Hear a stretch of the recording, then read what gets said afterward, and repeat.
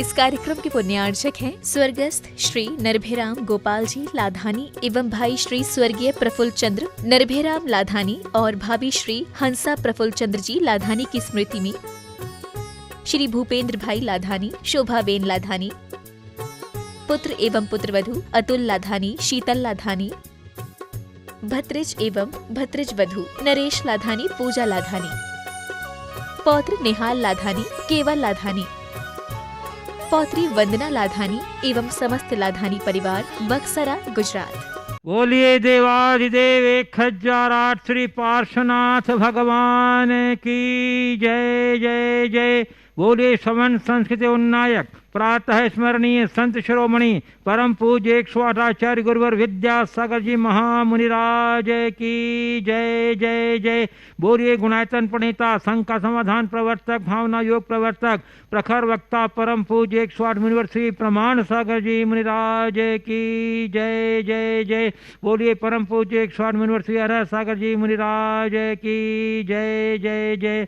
प्रिय बंधुओं, 786 समय शिखर स्थित गुणायतन परिसर में आयोजित आज के प्रातःकालीन विश्व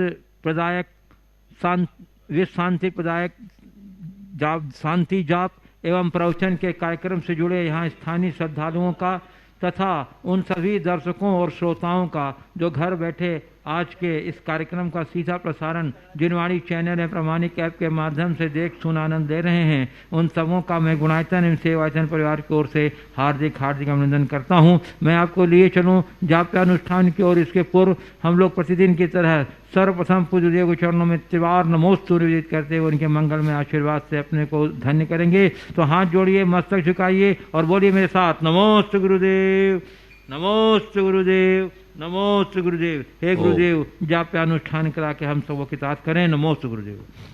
सारे जगत में शांति हो, महामारी से शीघ्र मुक्ति हो और सभी स्वस्थ हों, सर्वत्र सुख शांति समृद्धि हो। इस पुनीत भाव से हम सब शांति मंत्र की जाप करेंगे। ओम सम्यक दर्शनाय नमः। ओम सम्यक दर्शनाय नमः। ओम सम्यक ज्ञानाय नमः। ओम सम्यक ज्ञानाय नमः। ओम सम्यक चारित्राय नमः। ओम सम्यक चारित्राय नमः। ओम ह्रीं जगत शांति कराय श्री शांतिनाथाय नमः। सर्वोपद्रव शांतिम कुरु कुरु स्वाहा। ओम ह्रीं जगत शांति कराय श्री शांतिनाथाय नमः। सर्वोपद्रव शांतिम कुरु कुरु स्वाहा। ओम ह्रीं जगत शांति कराय श्री शांतिनाथाय नमः। सर्वोपद्रव शांतिम कुरु कुरु स्वाहा। ओम ह्रीं जगत शांति कराय श्री शांतिनाथाय नमः। सर्वोपद्रव शांतिम कुरु कुरु स्वाहा। ओम ह्रीं जगत शांति कराय श्री शांतिनाथाय नमः। सर्वोपद्रव शांतिम कुरु कुरु स्वाहा। ओम ह्रीं जगत शांति कराय श्री शांतिनाथाय नमः। सर्वोपद्रव शांतिम कुरु कुरु स्वाहा। ओम ह्रीं जगत शांति कराय श्री शांतिनाथाय नमः। सर्वोपद्रव शांतिम कुरु कुरु स्वाहा।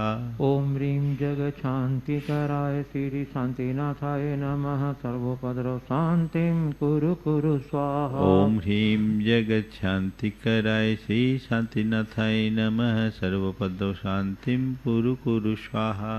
ओम ह्रीं जगत शांति कराय श्री शांतिनाथाय नमः। सर्वोपद्रव शांतिम कुरु कुरु स्वाहा। ओम ह्रीं जगत शांति कराय श्री शांतिनाथाय नमः। सर्वोपद्रव शांतिम कुरु कुरु स्वाहा।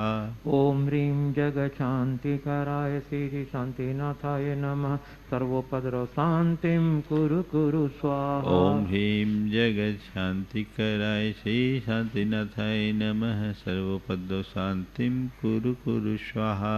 ओम ह्रीं जगत शांति कराय श्री शांतिनाथाय नमः।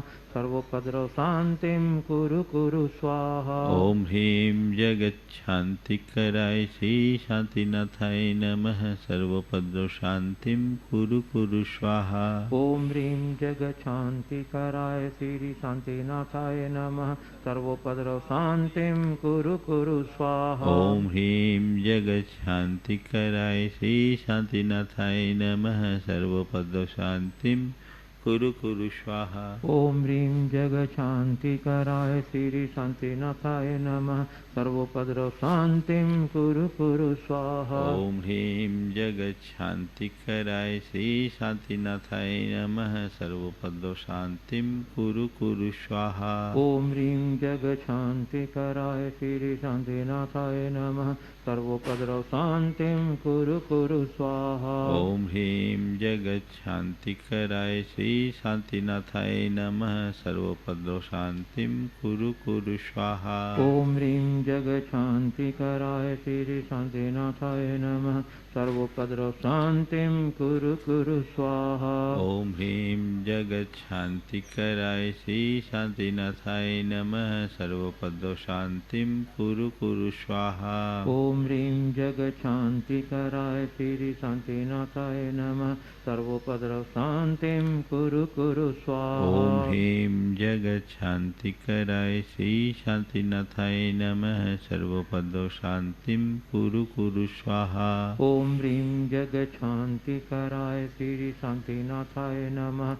सर्वोपद्रव शांतिं कुरु कुरु स्वाहा। ओम ह्रीं जगत शांतिकराय श्री शांतिनाथाय नमः। सर्वोपद्रव शांतिं कुरु कुरु स्वाहा। ओम ह्रीं जगशांतिकराय श्री शांतिनाथाय नमः। सर्वोपद्रव शांतिं कुरु कुरु स्वाहा। ओम ह्रीं जगत शांतिकराय श्री शांतिनाथाय नमः। सर्वोपद्रव शांतिं कुरु कुरु स्वाहा। ओम ह्रीं जगशांतिकराय श्री शांतिनाथाय नमः। सर्वोपद्रव शांतिं कुरु कुरु स्वाहा। ओम ह्रीं जगत शांतिकराय श्री शांतिनाथाय नमः। सर्वोपद्रव शांतिं कुरु कुरु स्वाहा। ओम ह्रीं जगशांतिकराय श्री शांतिनाथाय नमः। सर्वोपद्रव शांतिं कुरु कुरु स्वाहा। ओम ह्रीं जगत शांतिकराय श्री शांतिनाथाय नमः।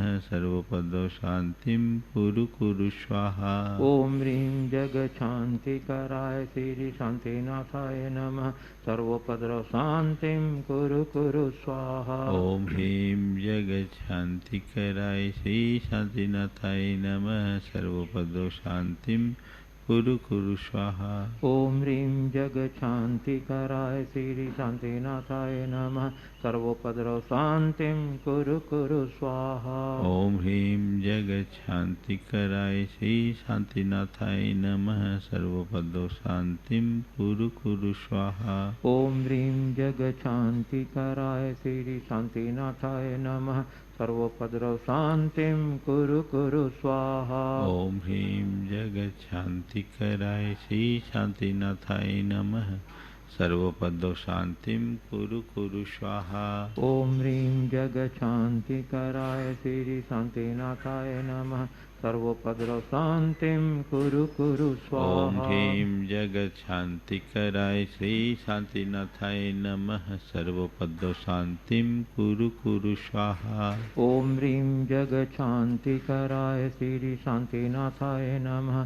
सर्वोपद्रव शांतिं कुरु कुरु स्वाहा। ओम ह्रीं जगत शांतिकराय श्री शांतिनाथाय नमः। सर्वोपद्रव शांतिं कुरु कुरु स्वाहा। ओम ह्रीं जगशांतिकराय श्री शांतिनाथाय नमः। सर्वोपद्रव शांतिं कुरु कुरु स्वाहा। ओम ह्रीं जगत शांतिकराय श्री शांतिनाथाय नमः। सर्वोपद्रव शांतिं कुरु कुरु स्वाहा। ओम ह्रीं जगशांतिकराय श्री शांतिनाथाय नमः। सर्वोपद्रव शांतिं कुरु कुरु स्वाहा। ओम ह्रीं जगत शांतिकराय श्री शांतिनाथाय नमः। सर्वोपद्रव शांतिं कुरु कुरु स्वाहा। ओम ह्रीं जगशांतिकराय श्री शांतिनाथाय नमः। सर्वोपद्रव शांतिं कुरु कुरु स्वाहा। ओम ह्रीं जगत शांतिकराय श्री शांतिनाथाय नमः। सर्वोपद्रव शांतिं कुरु कुरु स्वाहा। ओम ह्रीं जगशांतिकराय श्री शांतिनाथाय नमः। सर्वोपद्रव शांतिं कुरु कुरु स्वाहा। ओम ह्रीं जगत शांतिकराय श्री शांतिनाथाय नमः। सर्वोपद्रव शांतिं कुरु कुरु स्वाहा। ओम ह्रीं जग शांति कराय श्री शांतिनाथाय नमः। सर्वोपद्रव शांतिं कुरु कुरु स्वाहा। ओम ह्रीं जगत शांति कराय श्री शांतिनाथाय नमः। सर्वोपद्रव शांतिं कुरु कुरु स्वाहा। ओम ह्रीं जग शांति कराय श्री शांतिनाथाय नमः। सर्वोपद्रव शांतिं कुरु कुरु स्वाहा। ओम सम्यक दर्शनाय नमः। ओम सम्यक दर्शनाय नमः। ओम सम्यक ज्ञानाय नमः। ओम सम्यक ज्ञानाय नमः। ओम सम्यक चारित्राय नमः। ओम सम्यक चारित्राय नमः। जय बोलो श्री शांतिनाथ भगवान की जय। बोलिए संत शिरोमणि आचार्य गुरु विद्यासागर जी महाराज की जय। बोलिए प्रमाण सागर जी महाराज की जय। प्रिय बंधुओं, जैसा कि आप लोगों को विदित ही है कि शाश्वत शिक्षे सम्य शिखर स्थित जिन धर्म की अचिंत प्रभावना करने वाला इतिहास, एक नए इतिहास का सृजन करने वाला आयतन गुणायतन से यदि आप अभी तक नहीं जुड़ पाए हैं तो आपसे मेरा निवेदन है कि आप शीघ्र ही गुणायतन कार्यालय से संपर्क करके आप इसकी सदस्यता योजना निर्माण योजनाओं से जुड़ करके अपनी चंचला लक्ष्मी का सार्थक और सम्यक उपयोग कीजिए। बंधु, शाश्वत शिव क्षेत्र में बनने वाले गुणायतन में लगा हुआ आपका द्रव्य आपके लिए सातिशय पुण्य का कारण बनेगा, जो आपके उज्ज्वल भविष्य में निमित्त बनेगा। अतः आपसे गुणायतन परिवार सविनय निवेदन करता है कि आप शीघ्र ही इसकी योजनाओं से अवगत होते हुए सदस्यता योजनाओं से जुड़ करके हमारा हाथ मजबूत कीजिए। आपका सहयोग ही हमारा संबल होगा, जिसके बल पर हम शीघ्र ही गुणायतन को पूरा कर सकें। साथ ही प्रतिदिन होने वाले शांति धारा के जो कार्यक्रम में भी आप अपने जीवन के मांगलिक अवसरों पर, स्वास्थ्य लाभ आदि अवसरों पर भी इसके पुण्यार्जक के रूप में जुड़ करके हमारा हाथ मजबूत कर सकते हैं। अतः आपसे हमारा निवेदन है कि आप शीघ्रता कीजिए, हम आपके उदारतापूर्ण सहयोग का स्वागत करेंगे, आभारी रहेंगे। जय जिनेन्द्र। और चलिए अभी मैं हमारे पास और कुछ सूचनाएं आई हैं जो नए सदस्य के रूप में जुड़ रहे हैं गुणायतन से, मैं उनके नाम की घोषणा कर रहा हूं, आप उनकी अनुमोदना करेंगे। बंधुओं, सर्वप्रथम संस्थापक सदस्य के रूप में जुड़ने जा रहे हैं, ट्रस्टी के रूप में जुड़ने जा रहे हैं प्रोफेसर महेंद्र कुमार जैन 501, श्रीमती साधना जैन, पुत्रवधू श्री अभिषेक जैन, श्रीमती तनु जैन, श्री अनिमेश जैन, श्रीमती अनु जैन, पुत्री दामाद श्रीमती स्मृति जैन, श्री सुधांशु जैन, अनुष्का जैन, कनिष्का जैन, अतुल्या जैन, आलेख्या जैन, मोहित जैन, प्रखर जैन। बंधु, हाँ, कोहित ईजा भोपाल, ये भोपाल से है। बंधुओं, इन्होंने एक बहुत अनुकरणीय उदाहरण प्रस्तुत किया है।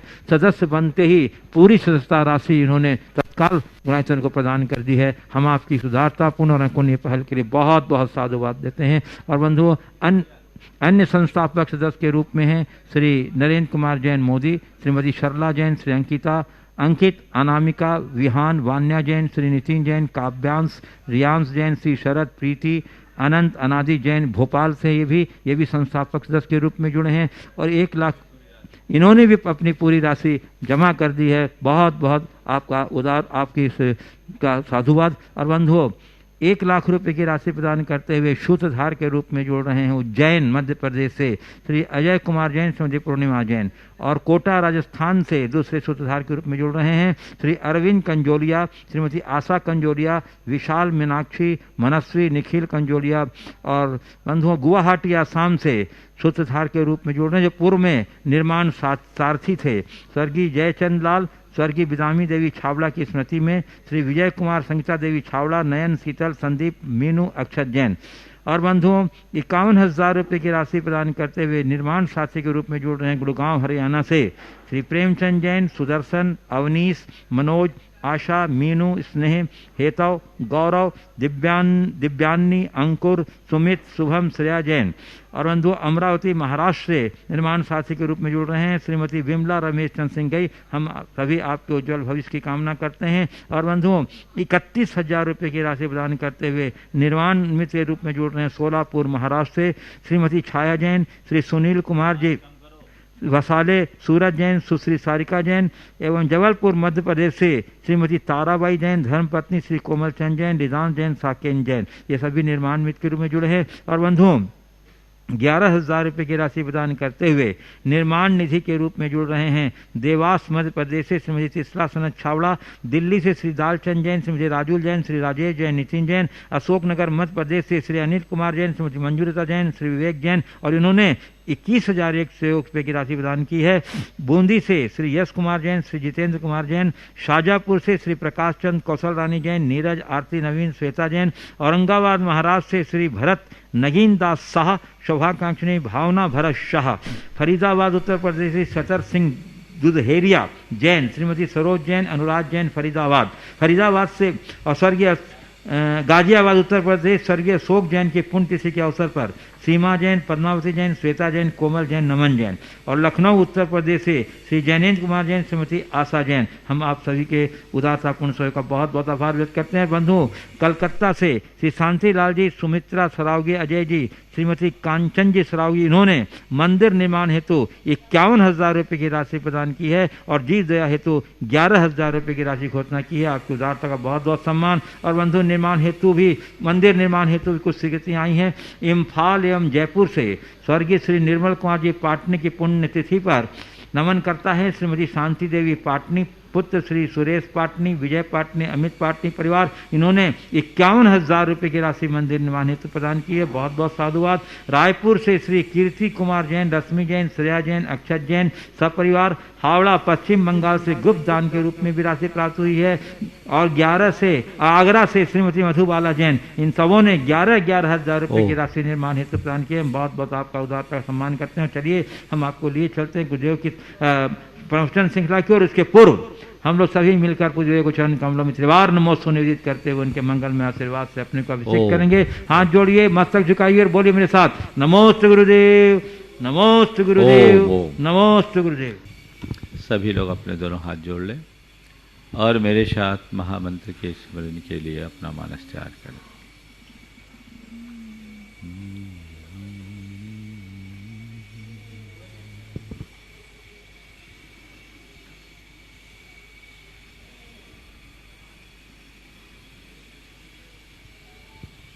नमो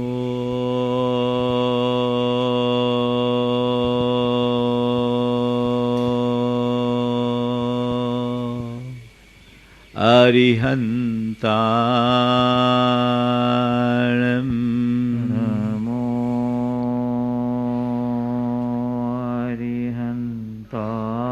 अरिहन्ताणं, नमो सिद्धाणं, नमो सिद्धाणं, नमो आयर्याणं, नमो आयर्याणं, नमो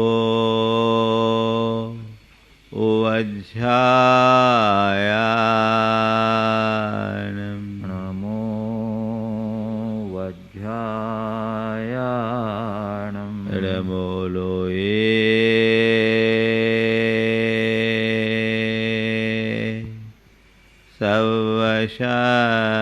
सवशाहुनं, नमो लोये सवसाहुनं, एषो पंच इळमोयारो, एषो पञ्चनमो यारो, सवपावपणाशनो,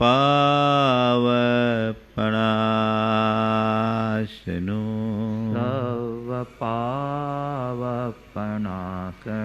मङ्गलाळं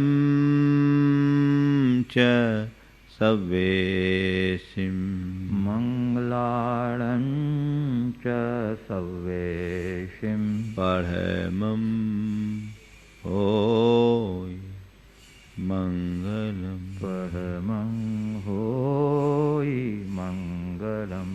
जय बोलो देवादिदेव 1008 श्री भगवान महावीर स्वामी की जय जय जय। अहिंसा परमो धर्म की जय जय जय। परम पूज आचार्य गुरुवर श्री विद्यासागर जी महाराज की जय जय जय। बोलिए परम पूज्य 108 मुनिवर श्री प्रमाण सागर जी मुनिराज की जय जय जय। परम पूज्य 108 मुनिवर श्री अरह सागर जी मुनिराज की जय जय जय। नमोस्तु गुरुदेव, नमोस्तु गुरुदेव। वर्तमान दौर अत्यंत विषम दौर है। इस दौर में सर्वत्र डर का वातावरण है। हर कोई अंदर से डरा हुआ है, सहमा हुआ है। और इस डर की स्थिति में मनुष्य भीतर से बहुत कमजोर हो रहा है। आज मैं इसी डर की बात करना चाह रहा हूँ। आज डर है, और डर का मतलब डर। डर या भय एक नकारात्मक भावना है जो हर किसी मनुष्य के जीवन में हीनाधिक रूप में पाई जाती है। ये एक ऐसी दुर्बलता है जिसके कारण व्यक्ति अपनी आत्म क्षमताओं को भी भूल जाता है, उसकी आत्मशक्ति कुंठित होने लगती है, और जो वो पा सकता है, जैसा वो हो सकता है, उससे वंचित हो जाता है।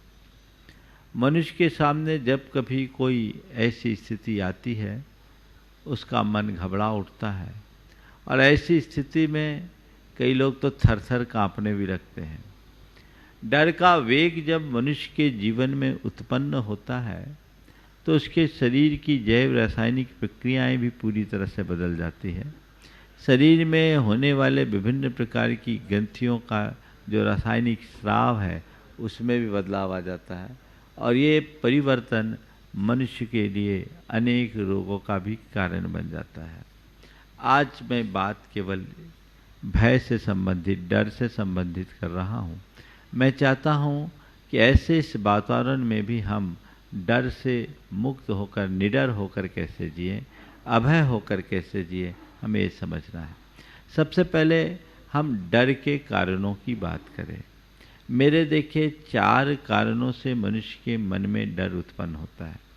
सबसे पहली बात, किसी वास्तविक या काल्पनिक वस्तुओं को भयप्रद कारणों के उपस्थित हो जाने पर। ऐसा कोई कारण उपस्थित होता है जिसको लेकर के मन में डर हो जाता है। हम देख रहे हैं, ये अमूमन होता है, कोई वातावरण बिगड़ा, अचानक ऐसा कुछ हो जाए तो मन में डर लगने लगता है। जैसा कि अभी लोगों के मन में डर है, महामारी फैली है और इस महामारी के लोग शिकार हो रहे हैं, और शिकार हो रहे हैं कई लोग हैं जिनका शरीर भी छूट रहा है। उनको देखकर लोगों को डर, कहीं मुझे ना हो जाए, कहीं मुझे ना हो जाए, कहीं मुझे ना हो जाए।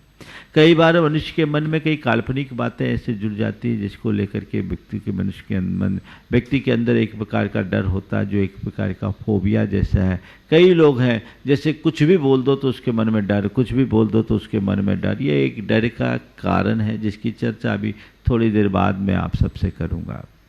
डर का दूसरा कारण है आत्मविश्वास की कमी। तीसरा कारण है अंधविश्वास, और चौथा कारण है नकारात्मक सोच। काल्पनिक या वास्तविक वस्तुओं को देखकर मन में डरना, आत्मविश्वास की जहां कमी होती वहां मन में डर होना, अंधविश्वास हमें बहुत डराता है, और नकारात्मक सोच तो डर का मूल कारण है। हम इन चारों को देखें और चारों को हम कैसे इनसे बाहर निकले इसकी चर्चा मैं साथ साथ करूंगा। कई लोग हैं जिनका स्वभाव ही डर का होता है, थोड़ी थोड़ी बातों में डरते हैं। वो वही लोग होते हैं जिनका आत्मविश्वास कमज़ोर होता है, जो अंधविश्वासों से झगड़े होते हैं, जिनकी सोच नकारात्मक होती है। लेकिन डर का एक जो फोबिया है, किसी भी बात से, वास्तविक हो या काल्पनिक, किसी भी बात को लेकर के डरने लगते हैं। जैसे एक बार ऐसा हुआ, एक बहन जी मेरे पास आई, तो चर्चा में बैठी थी मेरे पास, और किसी ने कह दिया देखो बाजू के कमरे में 1-2 छिपकली है। वो छिपकली सुनी और ऐसी घबराई कि मानो उसके तो प्राण निकल गए। कि क्या बात हो गई, मुझे कुछ आता पता था नहीं। उसने केवल इतना ही कहा भैया बाजू में छिपकली है, थोड़ा सा ध्यान रखना, वो साफ सफाई कर रहा होगा। आवाज़ अंदर आई, वो चर्चा भी भीतर नहीं है, बाहर है, और एक स्टाफ किसी कर्मचारी से कह रहा है। लेकिन वो सुनी और एकदम ऐसी घबराई कि मुझे भी बिल्कुल एक पल के लिए लगा कि ये क्या हो गया। वो भागने लगी। उसके साथ उसके परिवार के अन्य सदस्य भी थे। हमने क्या हो गया? बोला महाराज ये छिपकली से डरती है। बोले हद हो गई, यहाँ छिपकली है कहाँ? इस कमरे में तो कोई छिपकली। वो महाराज आवाज सुन ली। अब बड़ा मुश्किल, मन में एक बार बैठ गया ये भूत है, डर का भूत, छिपकली छिपकली। अब उसके नाम सामने अगर छिपकली शब्द भी आ जाए तो वो एकदम घबरा जाए, उसका ब्लड प्रेशर अनियमित हो जाए। करीब 15 मिनट बाद लोग उसे लेकर मेरे कमरे में आए। मैंने उससे बातचीत की। मैंने कहा तुम इतना डरती क्यों? किसी भी चीज से ऐसा डरने का क्या काम है? नहीं महाराज, नहीं महाराज। अब उसको ये लगा कि मैं छिपकली का नाम न ले लूं, तो मुझे था, नाम तो मुझे लेना ही नहीं था। मैंने कहा एक बात बताओ, तुम रात में सो रही हो और तुम्हारे बाजू में कुछ हो, जैसे मैं बोला कुछ हो तो महाराज कुछ कहने दे, छिपकली न कह दे। बोले अभी की बात नहीं कर रहा हूं, अगर कोई नींद में सो रहा हो उसके बाजू में कुछ हो भी तो उसको कुछ उसका भान होता है? कहा नहीं, नहीं होता। हमें किसी ने कुछ कहा और हमने उसे अनसुना कर दिया तो क्या उसका हमें प्रभाव पड़ता? बोले नहीं पड़ता। जो चीजें हमारे सामने उपस्थित नहीं उन सब चीजों को लेकर के क्यों घबराते हो? मन का डर निकालो। ये तुम्हारे मन में बैठ गया कि छिपकली छिपकली एक प्राणी है, जैसे तुम प्राणी है वैसे वो प्राणी है छिपकली, तुम्हारा क्या बिगाड़ लेगी? आज तक घरों में इतने वर्षों से छिपकलियां रहते आई है, हमने कभी नहीं सुना कि किसी छिपकली ने किसी को काटा हो। तो तुम इस सब बातों को लेकर के इतना परेशान क्यों हो रही हो? महाराज मैं चाहती तुम पर नाम सुनते ही घबरा जाते हैं। हमने कहा कुछ नहीं करो। मैंने उसके भाई से कहा एक कृत्रिम छिपकली को लेकर आओ। धीरे से उसके कान में बोला। वो छिपकली लेकर आया। लेकर जैसे आया जैसे उसके और बोले कुछ नहीं करो, तुम शांति से बैठो, मैं बैठा हूं। बोले ये क्या है? छिपकली है, इसको पकड़ो, छूने की कोशिश करो, ये तो निर्जीव चीज है, इससे क्यों डर रही हो? जब तक तुम इसके निकट नहीं आओगे तब तक इसका डर तुम्हारे मन से नहीं जाएगा। तुम्हारे मन में एक बात बैठ गई है और उस बात के बैठ जाने का कुपरिणाम है कि छिपकली शब्द सुनते ही तुम कांप उठती हो। आखिर इसका नुकसान कितना है? तो मैंने जब उसको धीरे से उस कृत्रिम छिपकली को रखवाया, उसके पास रखवाया और धीरे धीरे धीरे धीरे चीज़ें ठीक हो गई। मैंने उसको एक उदाहरण दिया कि कमरे में छिपकली ज़्यादा होने से किसी ने कहा कि मोर का पंख लगा दो तो छिपकली पास नहीं आएगी। तो एक कमरे में मोर का पंख लगाया, देखा 2, 3, 4 बार तो छिपकली उससे डरी, लेकिन देखा कि ये निर्जीव पड़ी है तो बेखौफ होकर घूमने लगी। मैंने कहा बस यही स्थिति तुम्हें अपनाना चाहिए, तुम 2-4 बार थोड़ी थोड़ी देर के लिए छिपकली के साथ रहो, कुछ नहीं हो। और मैंने उससे कहा तुम ये कहो मुझे छिपकली से प्रेम है, डर नहीं, मुझे छिपकली से प्रेम है, मुझे छिपकली से प्रेम है, मुझे छिपकली से प्रेम है। अपने आप ये डर निकल जाएगा। उसको मैंने जब इस तरीके से 10 मिनट तक दिया तब उसकी जान में जान आई। पहले तो उसकी सांस भी बहुत तेज चलने लगी थी। लेकिन ये तो केवल एक उदाहरण है। ऐसे कितने लोग हैं जो इस प्रकार की बिना मतलब की बातों से डरते हैं। ये अनावश्यक डर जिसका कोई वजूद नहीं, उस बात की कल्पना से डर। एक बार एक युवक अपने साथ एक अपनी बहन जी को लेकर आया। बोला महाराज जी इसको समझाओ, ये बहुत डरती है, बहुत घबराई हुई है, डिप्रेशन में। बोले क्या मामला है? बोले महाराज जी इसकी एक सहेली थी, उसको वाइट स्पॉट हुआ, उसे दिखाने के लिए गए तो डॉक्टर ने कहा कोई बात नहीं, मेरे लिए इनकी कमी से है और किसी को भी हो सकता है। महाराज जी इसके मन में बैठ गया मुझे हो गया तो मेरा क्या होगा, इस बात का डर कहीं मुझे ना हो जाए, कहीं मुझे ना हो जाए। हमने कहा दुनिया में बहुत थोड़े लोगों को होता और तुम्हें होना होगा तो तुम्हें भी हो जाएगा। इस बात को लेकर ये डरने से क्या मतलब? अभी तक कुछ हुआ नहीं तो क्यों सोच रहे हो? और अगर हो भी जाएगा तो ऊपर का चर्म अंदर का क्या? दुनिया में बहुत सारे ऐसे लोग हैं जिनके चेहरे पर सफेद दाग है लेकिन मन बड़ा आनंदित है और अपना जीवन जी रहे हैं। इस बात को लेकर के तुम क्यों परेशान हो रहे हो? ये एक डर का रूप है। लोग इसमें बहुत डरते हैं। जिनका आत्मविश्वास कमजोर होता है वो हमेशा भयभीत रहते हैं, उनके मन में डर हावी होता है, कदम कदम पर डरते हैं, कोई भी काम करने की हिम्मत उनके मन में नहीं होती। उनको लगता है कहीं कुछ हो न जाए, कहीं कुछ हो न जाए, पता नहीं मैं करूंगा तो होगा कि नहीं होगा, करूंगा तो होगा कि नहीं होगा, इसका परिणाम कहीं उल्टा ना हो जाए। ये जो सोच मन में बैठ जाती है, ऐसे व्यक्ति अपने जीवन में कभी सफल नहीं होते। संत कहते हैं किसी भी कार्य को करना है, आगे बढ़ना है, तो पूरे आत्मविश्वास के साथ चलो कि मैं ये काम आसानी से कर लूंगा। जिसका आत्मविश्वास प्रगाढ़ होता है वो बेखौफ होकर के चढ़ जाता है, और जिसका आत्मविश्वास कमजोर होता है उसको बहुत दिक्कत होती है। आज सुबह सुबह मैंने देखा, आज कुछ युवक यहाँ फोटोग्राफी के लिए क्रेन पे चढ़ रहे थे, और जो नियमित चढ़ता उतरता उसका तो पूरा कॉन्फिडेंस, वो चढ़ रहा उतर रहा, उसको कोई दिक्कत नहीं। इनको धक धक धक धुक धक धुक, कुछ हो ना जाए, कुछ हो ना जाए। होगा कैसे? कॉन्फिडेंट रहो। हम अपना काम करेंगे तो काम होगा। जिस बात को मनुष्य आत्मविश्वास से भर कर करता है वहां कोई डर नहीं रहता, और जिसका आत्मविश्वास कमजोर रहता है उसके मन में सिवाय डर के और कुछ नहीं होता। जो काम करना है अपने आप आत्मविश्वास के साथ करो कि मैं ये काम कर लूंगा, इसमें मैं पार हो जाऊंगा। जिसके मन में आत्मविश्वास की कमी होती है उसके मन में यही सवाल आता, पता नहीं कैसे होगा, और जो आत्मविश्वास से भरा होता है वो कहता है ये काम जरूर होगा, मैं कर लूंगा, मुझे डरने का कोई काम ही नहीं, सोचना ही नहीं। किस बात का डर? मैं पार पा जाऊंगा। आत्मविश्वास से अपने आप को लवरेज रखिए, कुछ भी हो। और आत्मविश्वास बहुत व्यापक शब्द है। आत्मविश्वास जहां सेल्फ कॉन्फिडेंस की बात करता है, वहीं आत्मविश्वास हमारी आत्मा के विश्वास के प्रति भी इंगित करता है। बाहरी डर भय आपके आत्मविश्वास से दूर होगा, और अगर आपको अपनी आत्मा का विश्वास हो गया तो डर टिकेगा ही नहीं। कुछ भी हो जाए, क्या होगा? आखिरकार क्या होगा? ज्यादा से ज्यादा मनुष्य की मृत्यु होगी, तो मृत्यु तो एक दिन होनी है। मृत्यु किसकी है? जो उत्पन्न हुआ।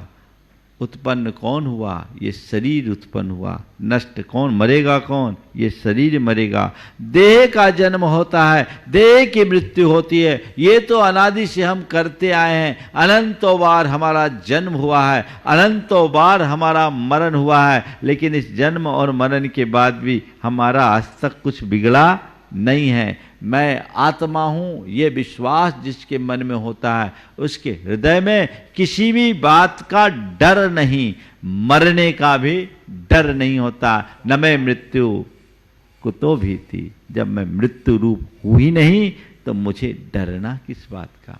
आज लोग इस कोरोना काल में कोरोना की बीमारी से जितने प्रभावित हो रहे हैं उसमें डर भी एक बड़ा कारण है। जो लोग डर जाते हैं, घबरा उठते हैं, कहते हैं उनकी इम्यूनिटी और वीक हो जाती है, और ऐसे लोगों की रिकवरी बहुत मुश्किल हो जाती है। कहते पहले अपने अंदर आत्मविश्वास जगाओ और मन का खौफ उठाओ, हटाओ कि कोरोना क्यूरेबल है, दिमाग से निकालो। अभी तो कोरोना का नाम सुनते ही पूरा परिवार घबरा उठता है कि क्या हो गया, अब क्या होगा, अब क्या होगा, अब क्या होगा। अरे भैया, जो होना होगा सो होगा, घबराने से क्या होगा? बीमारी आई है, जाएगी। बहुत सारे लोग कोरोना से संक्रमित हो रहे हैं, लेकिन ठीक होने वालों की संख्या ज़्यादा है, अस्पताल में जाने वालों की संख्या कम, और अस्पताल में जाने वालों में मरने वालों की संख्या तो लगभग 1.6% ही है। डरने का क्या काम? मैं ठीक हो जाऊंगा, ये विश्वास जिनका होगा, मैं ठीक हो सकता हूँ, ये विश्वास जिनका होता है, वो जल्दी ठीक होते हैं। पर कहीं मैं मर ना जाऊँ, कहीं मैं मर ना जाऊँ, कहीं मेरा कुछ बिगड़ ना जाए, कहीं मेरा कुछ बिगड़ ना जाए, तो उस व्यक्ति का निश्चित रूप से बिगाड़ हो जाता है। अपना आत्मबल बढ़ाना चाहिए, मनोबल बढ़ाना चाहिए, आत्मविश्वास जागृत करके रखना चाहिए। आत्मविश्वास कमजोर होगा आप जीवन में कभी सफल नहीं होंगे। किसी भी क्षेत्र में चले जाएं, आत्मविश्वास से भर करके जिए। कोई चिंता नहीं, कोई डर नहीं, नहीं तो मन थरथराते रहेगा और कुछ भी हासिल नहीं कर पाओगे। जो कुछ करना है करो, विश्वास होना चाहिए, नहीं तो घबरा जाओगे थोड़े थोड़े में तो कभी सफलीभूत नहीं होगे। हाँ, आत्मविश्वासी होने का मतलब ये नहीं कि कोई भी काम आंख मूंद कर करो। आत्मविश्वास के साथ करो पर सतर्कता अपनाते हुए। किसी भी प्रसंग में सतर्क रहना समझदारी है, पर उसके प्रति शंका करना पागलपन। मन में डर या शंका को उत्पन्न मत होने दो, लेकिन सतर्क होकर काम करो। जो भी काम हमें करना है तल्लीनता से करना, तन्मयता से करना है और उसमें अपेक्षित सतर्कता अपना करके चलनी है। अभी बीमारी है, कल एक सज्जन आए थे, चूंकि यहां एहतियात रखा जा रहा है, यहां हर किसी का प्रवेश नहीं। एक सज्जन आए, मास्क भी नहीं लगाए, अंदर आ गए। मैंने कहा भैया थोड़ा सा दूर रहो। बोले महाराज आप भी डरते हो? हाँ, हम बोले तुम जैसे लोगों से दूर रहने में अपनी भलाई समझते हैं, हम डरते तो नहीं है, पर तुम लोगों से दूरी बना के जरूर रखना चाहते हैं। महाराज ये डर क्या, जो होना होगा सो होगा। हम बोले भैया ये सब नासमझों की सोच है। एहतियात रखना डर नहीं, समझदारी का परिचय है। कोई आदमी जहर की शीशी हाथ में लेकर जहर पिए के मैं तो मरने से नहीं डरता, उसको हम क्या कहेंगे? ये तो आत्महत्या का कुप्रयास है। निडर होने का ये मतलब नहीं कि दुस्साहसी बन जाओ। निडर होने का मतलब ये नहीं है कि तुम स्वेच्छाचारी बन जाओ। निडर होने का मतलब ये है कि स्थिरता पूर्वक जीवन जियो, अपने में सावधान और सजग रहो। मैंने उन्हें समझाया कि मैं अपनी मृत्यु से नहीं डरता, लेकिन मैं ये चाहता हूं कि मेरे निमित्त से महामारी किसी को न फैले। सतर्कता तो अपनानी ही पड़ेगी। जो जहर है उस जहर से तो दूरी रखनी ही पड़ेगी। यदि हम नहीं रखते तो ना समझे। हाँ, ये बात भी सच है कि इतना सब कुछ होने के बाद भी यदि होना होगा तो हो जाएगा। पर्याप्त सतर्कता रखने के बावजूद कई लोग हैं जो संक्रमित हुए, न केवल संक्रमित हुए अपितु काल कवलित भी हुए।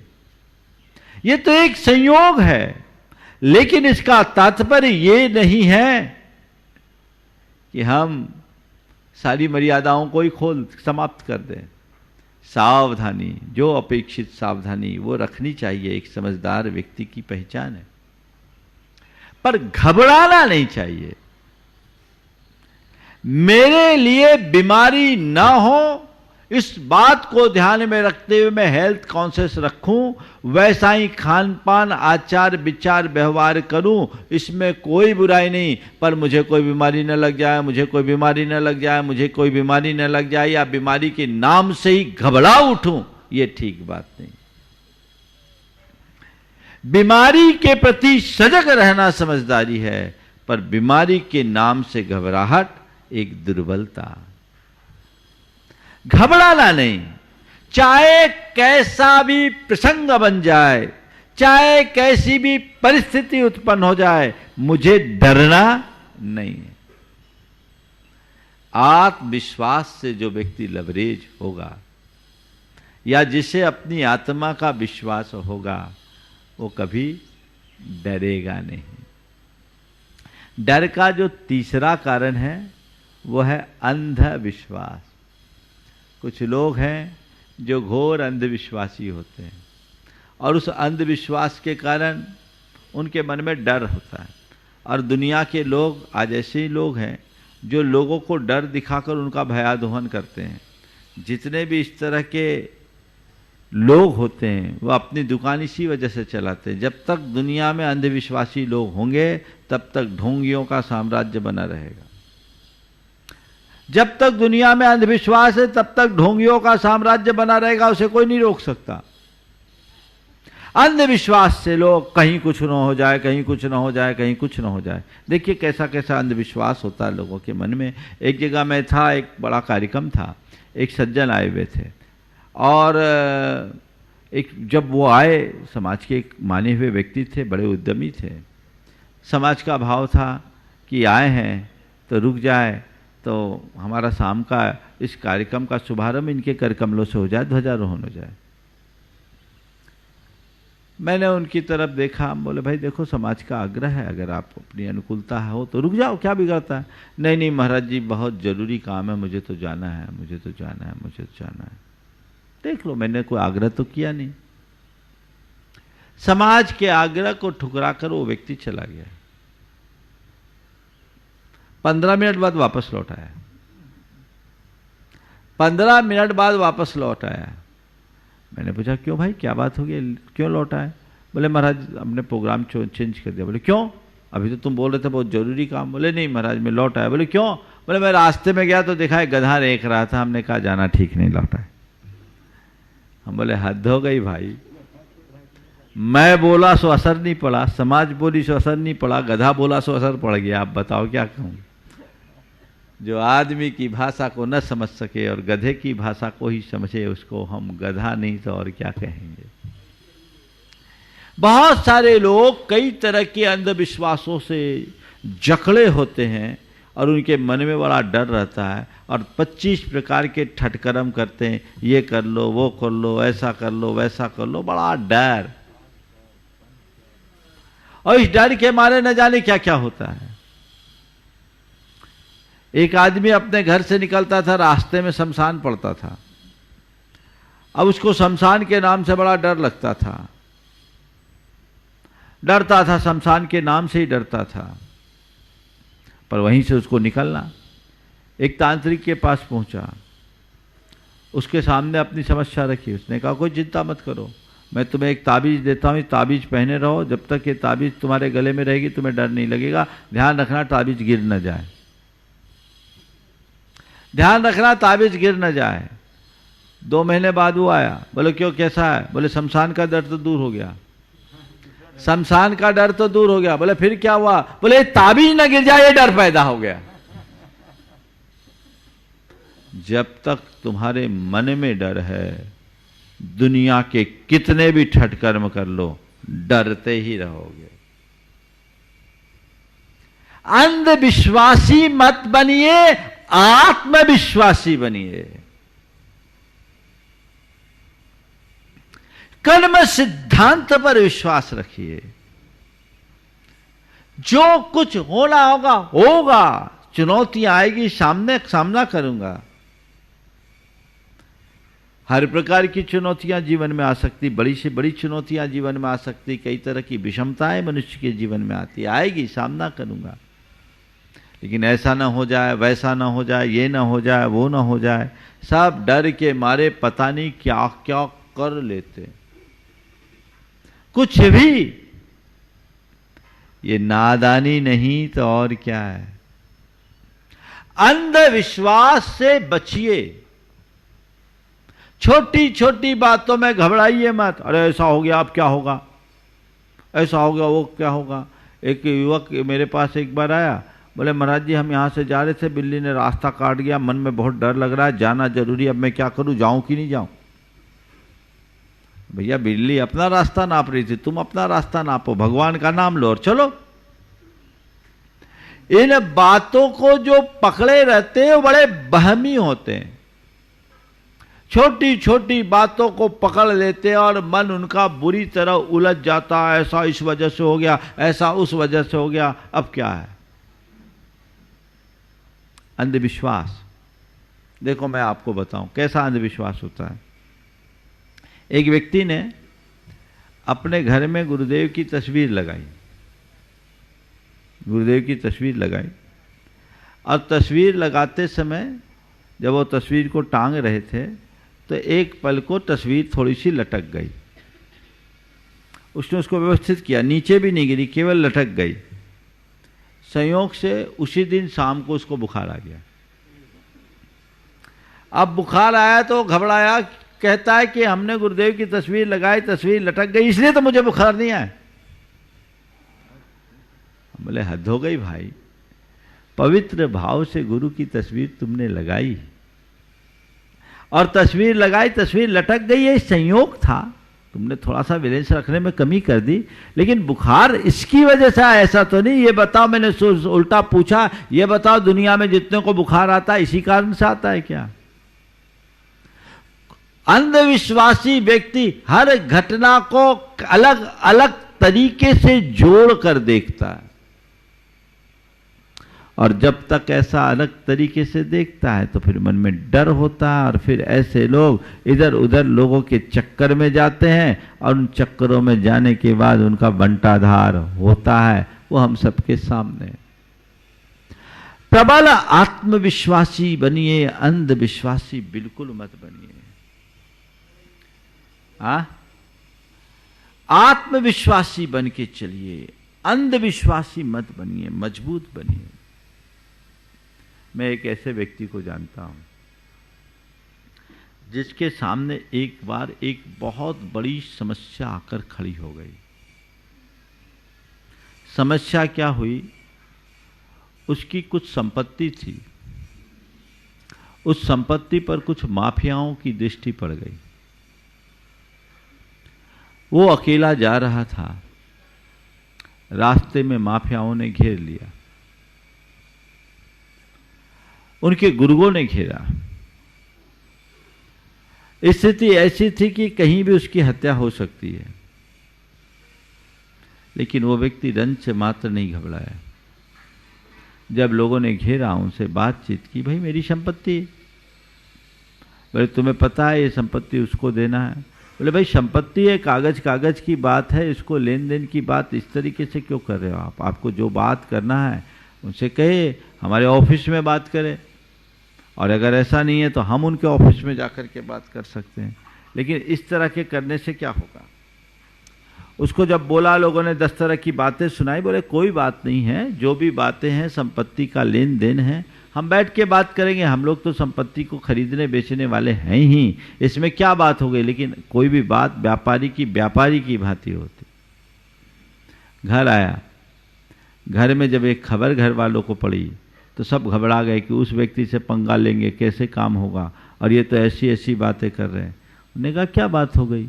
वो भी इंसान है, हम भी इंसान है, ज़्यादा से ज़्यादा क्या करेगा? वो मार डालेगा, और तो कुछ नहीं कर सकता ना, लेकिन मरना तो एक दिन है ही, पर मेरी आयु जब तक है तब तक वो मेरी हत्या नहीं कर सकता, मुझे इतना विश्वास है, और मेरा मरना यदि उसी के निमित्त से लिखा होगा तो मुझे कोई बचा भी नहीं सकता। मैं इसे भी समझता हूँ, मैं जाऊँगा, उससे बात करूँगा, लेकिन अन्याय के आगे नहीं झुकूँगा।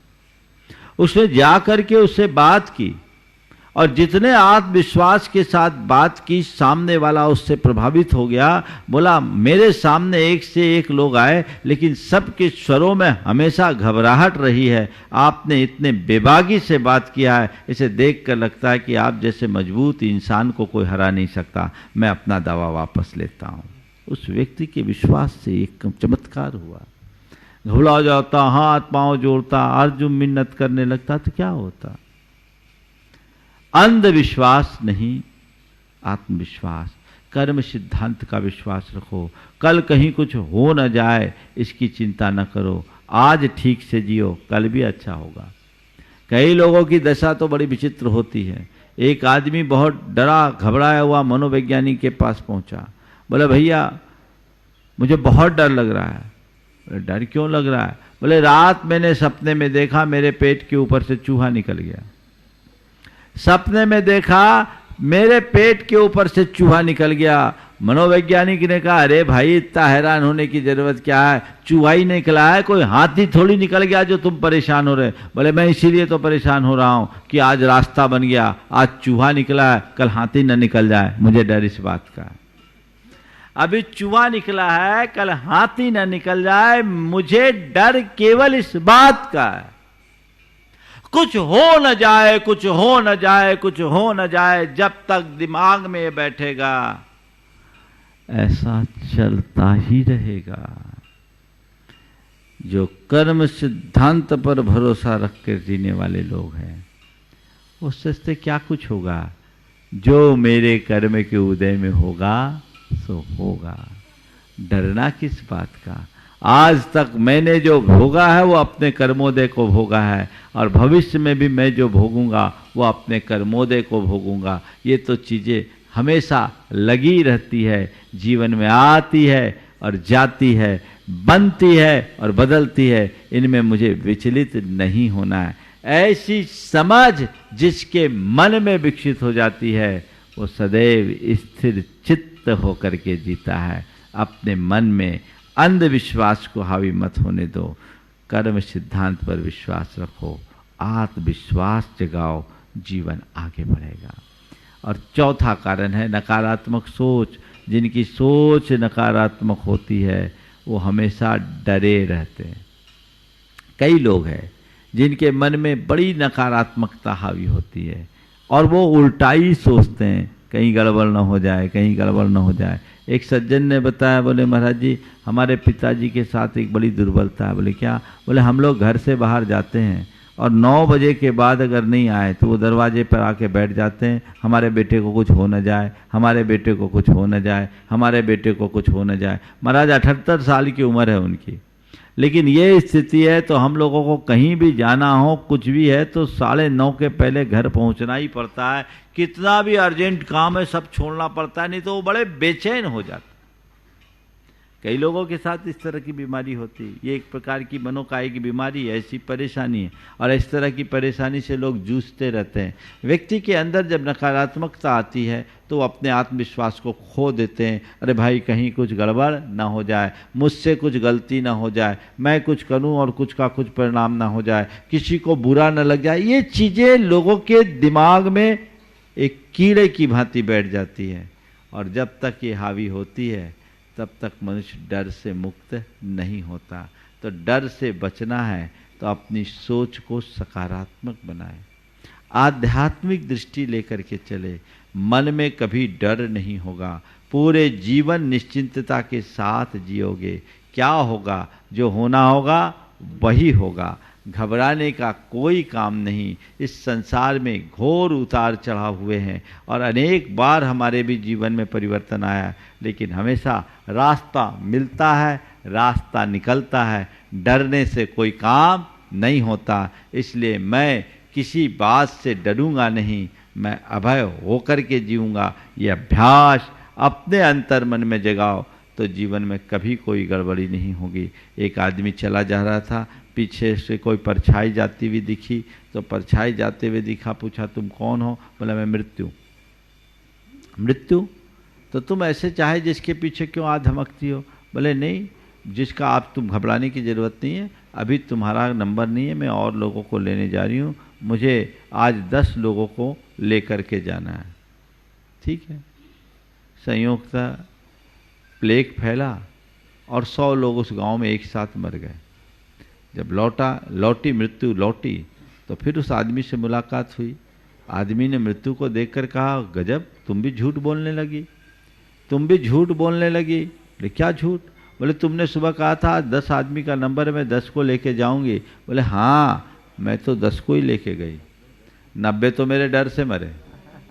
मैंने तो 10 को ही मारा है, 90 मेरे डर से मरे हैं। बात केवल इतनी समझने की है कि अपनी मौत मरने वाले लोगों की संख्या कम है, लेकिन डर के कारण बेमौत मरने वालों की संख्या ज़्यादा है। तो डर एक बहुत बड़ी दुर्बलता है। इस डर को दूर करने के लिए हमें चाहिए कि हम आध्यात्मिक दृष्टि रखें, सकारात्मक सोच रखें, आत्मविश्वास पर जिए, से भर कर जिए, और कर्म सिद्धांत पर विश्वास करें। कर्म कांडी न बने, अंधविश्वास से अपने आप को मुक्त रखें, अटल विश्वास रखें अपने प्रति, अपने स्वरूप के प्रति, कर्म सिद्धांत के प्रति। तो मनुष्य जीवन में कभी डगमगा नहीं सकता, उसका जीवन सदैव स्थिर चित्त बना रह सकता है और वो अपने जीवन को बखूबी अच्छे तरीके से जी सकता है। और यदि ऐसा नहीं है तो सिवाय डर के और कुछ भी नहीं होगा।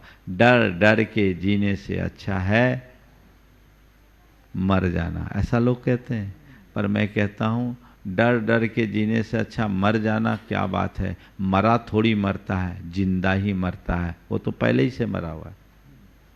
डरना एक प्रकार का मरना है। इसलिए निर्भीक निडर जीवन होना चाहिए।